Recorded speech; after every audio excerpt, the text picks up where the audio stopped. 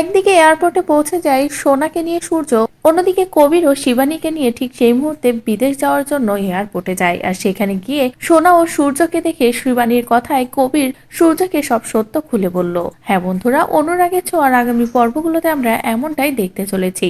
দেশে ফেরার পর থেকেই দীপার কষ্ট দেখে কবির সহ্য করতে পারছে না। দীপা এখনো যে সূর্যের কাছে যেতে পারেনি, সূর্যও দীপাকে এভাবে দূরে সরিয়ে রেখেছে, এই সবটা দেখে কষ্টে ভেঙে পড়ে কবির। অন্যদিকে শিবানীও কিছুই করতে পারে না। এদিকে কবির তো দীপাকে কথা দিয়েছে যে কবির তাদের মাঝে আর ঢুকবে না।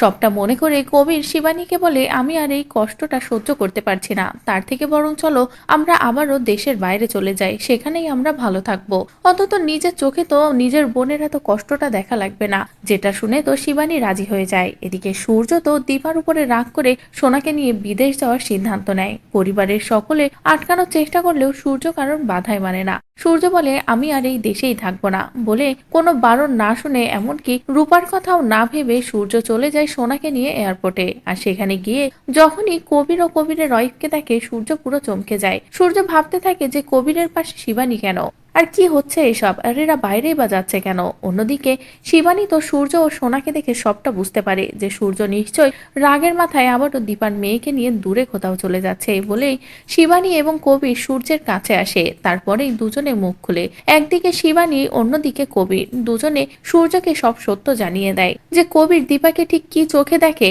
আর কবিরের স্ত্রী শুধুমাত্র শিবানী, শিবানীকে ভালোবেসে বিয়ে করেছে কবির। যেগুলো শুনে তো সূর্যের টনক নড়ে। সূর্য নিজের ভুল বুঝতে পেরে দীপার কাছে ছুটে আসে। এদিকে কবির তো এই সবটা দেখে ভীষণ খুশি হয়ে যায়। তো বন্ধুরা, এবার যদি এয়ারপোর্টে সূর্য সত্যি কবির ও শিবানীর মুখোমুখি হয়ে তাদের মুখ থেকে আসল সত্যটা জানতে পারে, তাহলে সেই সবটা দেখতে তোমাদের কেমন লাগবে কমেন্ট করে জানাও। পরবর্তী আপডেট পেতে চ্যানেলটি সাবস্ক্রাইব করো।